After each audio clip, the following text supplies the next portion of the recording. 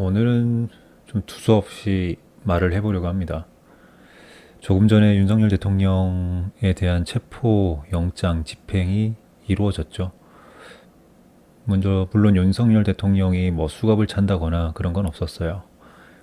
경호처 직원들도 문을 열어줬고 거기 공수처 담당 검사 그리고 직원들이 윤석열 대통령을 체포했다고 뉴스를 내보냈습니다. 체포 직전에 윤석열 대통령이 대국민 육성 메시지를 전달했죠. 제 채널 영상에도 있으니까 봐주시고, 요약하자면 두 가지로 요약할 수 있을 것 같습니다. 첫 번째는 현재 대한민국 법질서 전부가 무너졌다. 즉 불법. 이 나라는 불법이 판치고 있고 모든 법질서가 무너졌다라고 말씀하셨습니다. 맞는 말이죠. 우리 국민들이 법을 아시는 분이든 모르시는 분이든 법치주의 국가라는 거는 우리나라 국민들도 아시지만 과연 법이 제대로 지켜지고 있는가라는 의문점은 오래전부터 지속됐습니다. 그 법을 편법적으로 이용하는 사람들도 분명히 있고, 그리고 그 법을 잘 몰라서 또 피해를 받는 사람도 있고, 법이 그런 것 같아요. 허나 법치국가에서 최후의 보루, 즉 마지노선은 지켜져야 된다고 생각은 해요. 법을 교묘하게 편법적으로 이용하는 사람이 있고 또 법을 몰라서 피해를 보는 사람이 있겠지만 최소한의 어떤 중심, 기준점은 있어야 된다.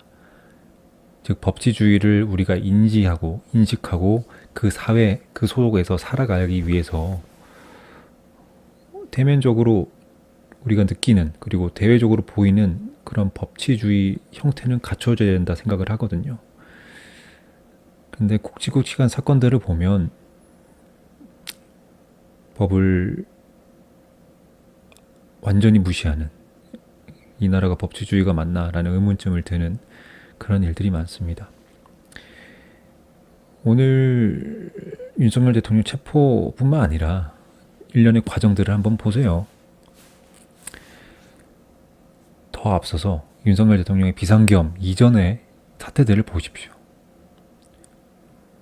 윤석열 정권 들어가기 전에도 문재인 정권, 또 그 전의 정권, 모든 걸 보세요. 박근혜 정권, 이명박 정권, 노무현 정권, 김대중 정권.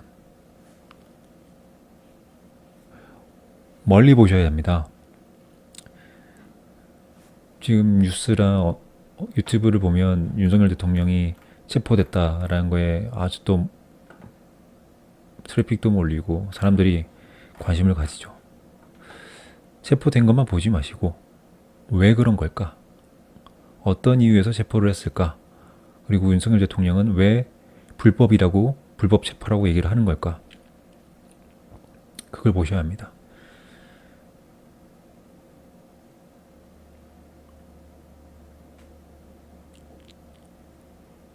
비상계엄 이전 상황을 볼게요. 윤석열 대통령이 비상계엄을 선포했기 때문에 이 반국가 세력들, 민주당을 포함해서요, 이 사람들은 윤석열 대통령을 끌어내리려고 지금 여기까지 온 겁니다. 결국 체포까지 했죠. 그러면 윤석열 대통령이 왜 비상계엄을 했는가라는 거를 생각을 해야 합니다. 제발 우미한 국민들 여러분, 현명하고 이 사태를 똑바로 보는 국민들도 있겠지만 대부분의 국민들은 우미한 국민들입니다. 그게 이 나라 대부분의 여론이고요. 대부분이 사람들이 가진 생각입니다. 난 아니겠지라고 생각하시겠지만 되돌아보세요. 본인이 이 나라 그리고 가정, 스스로 나에 대해서도 어떤 생각을 하고 살아왔는지 보시면 알 겁니다. 민주당은 아주 오래전부터 이 나라를 위한 당이 아니었어요. 형식적으로는 대한민국을 외치지만 그 속을 들여다보시라는 겁니다. 정말 자유민주주의, 여러분이 느끼고 있는 이 자유, 여러분이 지금 살아가고 있는 이 자유 대한민국 안에서 당장은 우리가 피해받는 것 없는 것처럼 보이고 구속받는 게 없는 것처럼 보이고 통제받는 게 없는 것처럼 보이지만 저 반국가 세력, 민주당 무리들은, 간첩 무리들은 아주 교묘하게 그리고 천천히 이 나라를 잠식해오고 우리들의 자유, 민주주의 국가를 무너뜨려 왔습니다. 아주 오래됐어요. 1년 전, 2년 전 아닙니다. 5년 전 아니에요. 아주 오래전부터 이 나라가 통일되지 않고 분단국가, 휴전국가인 상태에서부터 시작했을 수도 있고요. 저는 더 오래 봐야 된다고 생각합니다. 일본이 2차 대전에서 패망하고 이 조선이라는 나라가 독립을 했죠. 어쩌면 그 이후부터 시작됐다고 봐야 합니다. 외세의 세력 분명히 있겠죠. 외세의 세력이 개입, 즉 공산주의 세력, 자유주의 세력, 그들의 다툼이 장이 된 게 이 한반도입니다. 이 한반도에서 이 나라에 살아가는 이 우매한 국민들은 정체성을 지키지 못하고 이리저리 휘둘렸던 거예요. 그게 이 나라 지금 이 순간까지 온 겁니다. 최소한 법치국가라면 그런 선전선동에 흔들리지 않고 최소한 법을 지키려고 노력을 해야 되는데 민주당을 포함한 반국가 세력들, 간첩 집단들은 교묘하게 법을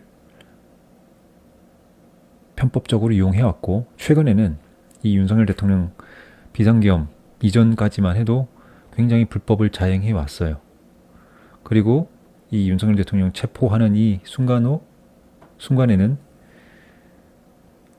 거의 불법인 거죠.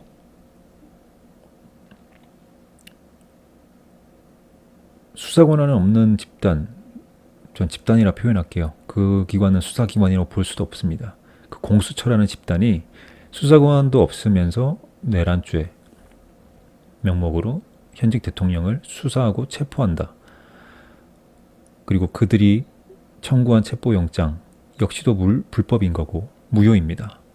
그 무효이고 불법인 체포영장 청구를 대한민국 법원, 특히 좌경화 집단으로 지금 아주 악명 높은 서울 서부지법의 판사가 체포영장을 발부를 해줬고 그것 역시 불법인 거예요.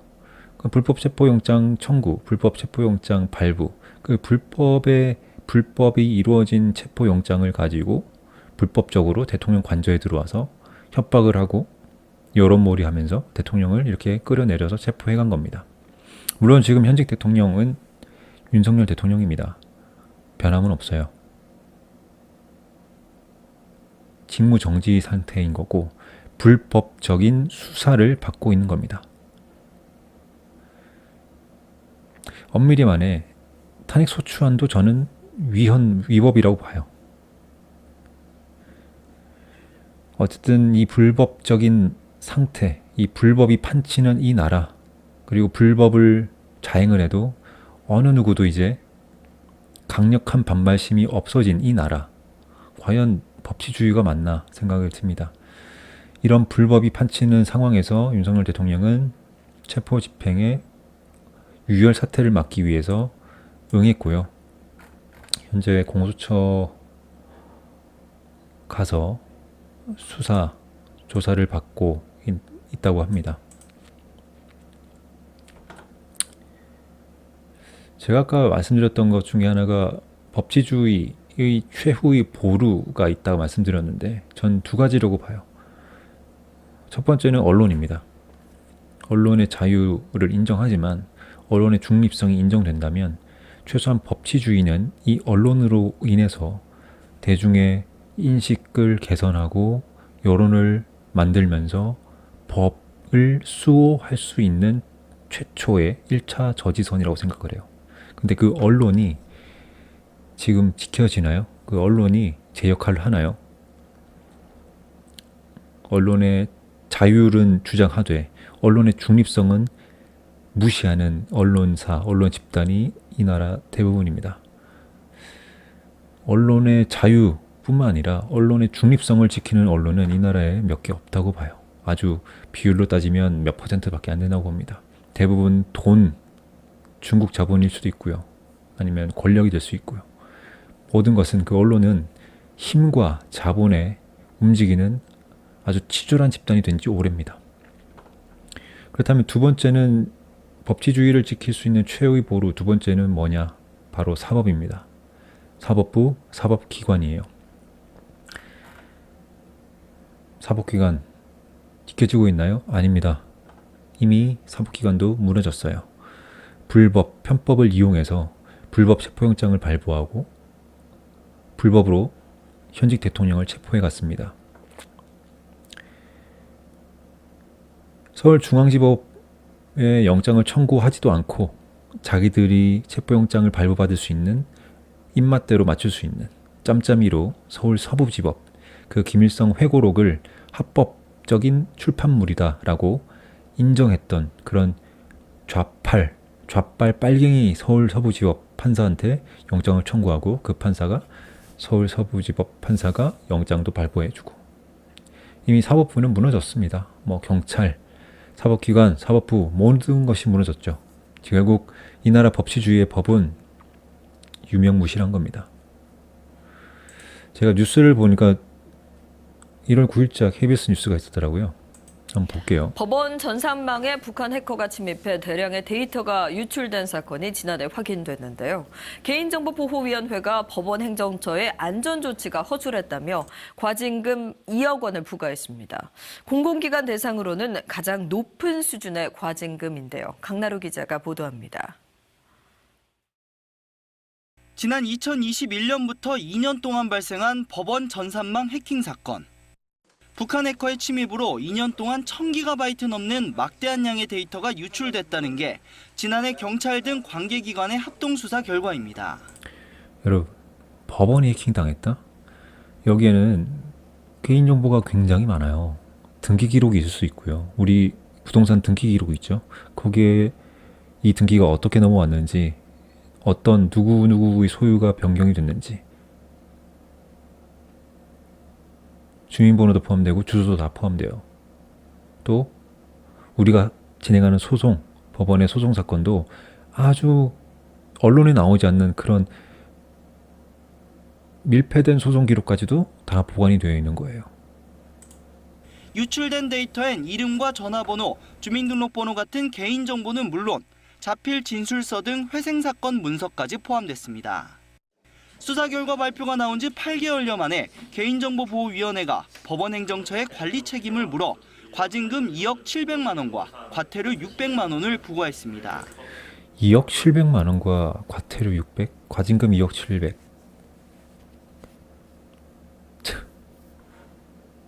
그런다고 나아지나요? 개정 전 개인정보보호법 기준 공공기관 대상으로는 역대 최대 과징금입니다. 개인정보위는 유출된 데이터 중 복원을 마친 4.7GB, 전체 0.5% 분량의 파일을 분석한 결과 주민등록번호 등 18,000명가량의 개인정보를 새롭게 확인했다고 밝혔습니다. 유출 데이터의 거의 대부분이 복원되지 못한 점을 감안한다면 실제 유출된 개인정보는 훨씬 더 많을 것이란 관측도 나옵니다. 250분의 1 정도, 0.46%만 복원이 가능했습니다. 평균적으로 하면 한 250회 정도 이상의 유출이 있었을 가능성도 배제할 수는 없습니다. 지금 보시죠. 전체 유출 데이터 250분의 1, 0.46%만 복원했다. 도대체 얼마나 많은 정보들이 북한으로 넘어간 거죠? 그리고 그거를 정말 북한 해커가 자의적으로 했겠지만 그걸 동조한 세력 분명히 있지 않을까요? 이 나라에 법원 전산망 관리하는 어느 누구도.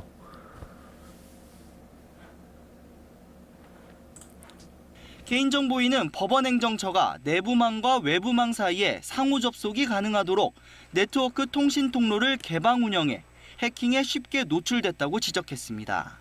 이 통로로 해커가 침입했고 결국 데이터 유출로 이어졌다는 설명입니다. 여기에 주민등록번호가 포함된 소송 문서를 암호화하지 않거나 내부망에 보안 프로그램을 설치하지 않는 등 기본적인 보안 조치도 미흡했다고 밝혔습니다. 개인정보위는 이번 과징금 부과 조치와 함께 법원행정처에 개인정보 보호 강화 방안을 마련할 것을 공고했습니다. KBS 뉴스 강나루입니다. 자, 결국에는요, 이 법원, 사법부마저도 다 무너진 겁니다. 법치주의 최후의 보루는 없다고 봐야 되고, 아까 개인정보 유출, 이 법원도 내부 전산망과 외부 전산망을 열어놨다고 했죠. 그 안에 분명히 동조자고 있는 겁니다. 이 나라의 간첩, 반국가 세력은 분명히 있고 천천히 이 나라를 무너뜨려 왔던 겁니다. 제가 첫 영상에서도 그렇고 중간중간 영상에서도 그랬고 지금도 계속 말씀드리는 게 있어요. 또 제가 하고 싶은 말이 있습니다. 누가 보지 않아도 상관없어요. 이 나라는 천천히 무너지고 있습니다. 아주 오래전부터 그래 왔습니다. 비단 1, 2년 아니에요. 이 윤석열 대통령 비상계엄 사태뿐만 아니에요. 10년, 20년, 30년 아주 오랜 기간 이 대한민국을 무너뜨리려고 하는 반국가 세력, 간첩 집단, 그리고 그에 추종하고 그 돈과 권력에 추종하는 집단들은 천천히 이 나라를 잠식하고 이 나라의 주춧돌마저 천천히 무너뜨려 왔습니다. 그걸 아셔야 해요. 그래서 제가 말씀드리죠. 제가 늘 하는 말이 있습니다. 대세는 정해져 있습니다. 지금 이 상황, 이 사태, 그리고 이 분위기가, 그리고 이 역사적 흐름, 이 대한민국이 보여왔던 그간의 어떤 흐름을 유지된다. 그 흐름이 유지된다는 전제하에 대세는 정해져 있습니다. 결국에는 북한이 됐든 더 나아가서는 중국이 됐든 그 세력들로 이 대한민국은 포섭이 될 겁니다. 홍콩 반환되자마자 중국이 포섭했죠. 마찬가지일 겁니다. 이 대한민국은 결국 1차적으로는 외형적으로는 북한의 포섭이 될 거예요. 북한 체제 하에 외형적으로는 포섭이 될 겁니다. 그리고 좀 더 시간이 지나면 중국으로 포섭이 될 거예요. 결국 최종적으로 저는 말하고 싶습니다. 25년, 20년, 30년 내외로 이 흐름, 대한민국의 기조가 이 상태로 계속 유지된다.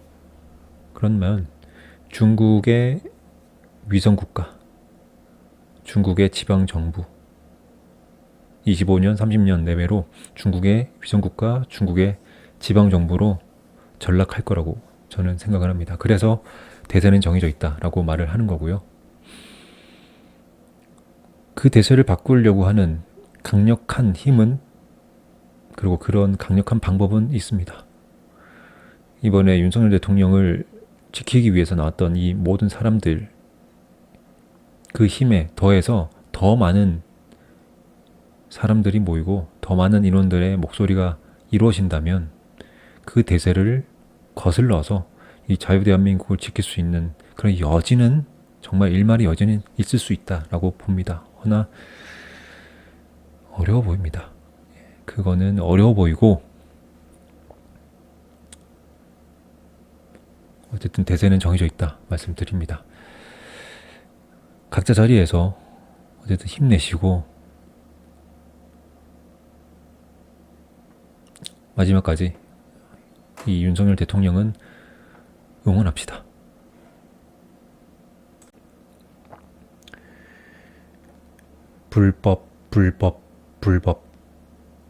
불법으로 윤석열 대통령을 체포해 갔습니다. 그러니까 그들이 진행하는 수사, 재판 어떨까요? 당연히 합법이라고 생각할 수는 없습니다. 불법인 거고, 또 그 과정도 명목적으로, 형식적으로는 합법처럼 만들고 포장을 하겠죠. 하지만 그 수사도 불법적으로 이루어질 겁니다. 그럴 가능성이 굉장히 많을 거라고 합리적으로 추론할 수 있는 겁니다. 왜? 이 나라 사법기관, 사법부는 이제 불법의 온상이 되었으니까요. 그걸 꼭 기억하셔야 합니다. 결국 윤석열 대통령이 공수처라는 말도 안 되는 집단에 지금 체포돼서 저쪽에 구금까지는 아니지만 체포돼서 이제 수사받으러 갔죠. 그러면 이제는 합법을 기대할 수는 없습니다. 저 안에서는 윤석열 대통령의 정당한 목소리도 제안을 할 거고, 물론 변호인을 통해서 다마 메시지를 전달하겠지만 관저에 있는 것보다 훨씬 제한적일 것이고, 본인의 정당한 권리 주장, 그다음에 어떤 변론 불가능할 겁니다. 어려울 거예요. 결국에는 불법이 판치는 이 세상에서 불법 사법기관, 불법을 자행하는 이 사법기관 안에서 여론몰이를 당하고 그 흐름대로 갈 가능성 굉장히 높습니다. 합법적으로 수사를 할 거라 기대하시면 안 됩니다. 그냥 껍데기일 뿐이에요. 이제는 이 나라 법치주의 없습니다. 법치주의 없고 명목상 껍데기로만 법을 지키고 법치주의다라고 운운하지, 실질적으로는 불법이 아주 자행되고 있고, 뭐 편법? 불법은 아니지만 편법은 아주 기본 옵션으로 자행되고 있습니다. 여러분 절대 기대하지 마세요. 윤석열 대통령이 합법적으로 수사를 받고 재판을 받을 거다 기대하지 마십시오. 헌법재판도 지금 마찬가지지 않습니까? 헌법재판소 법도 위반하는 헌법재판관들이 무슨 합법적인 탄핵 심판을 한다고 우리가 기대할 수 있겠습니까? 모든 신뢰, 모든 기대는 다 무너졌고 모든 법치 다 무너졌습니다.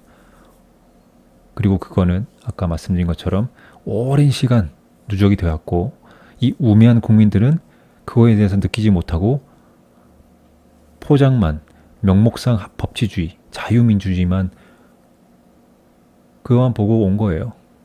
국민도 탓이 있습니다.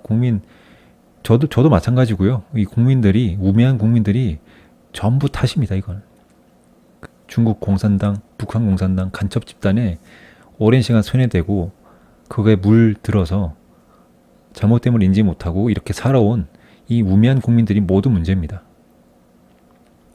어떤 망국의 길로 가는 거는 정해져 있는 루트라고 봐야 될 수도 있겠네요.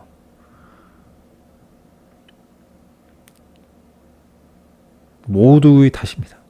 모두의 탓이고요. 이제는 합법을, 법치주의를 기대할 수는 없습니다. 여러분 또 잊을 거잖아요. 시간만 지나면 또 잊을 거잖아. 한 달, 두 달, 세 달 지나면 또 잊을 거잖아.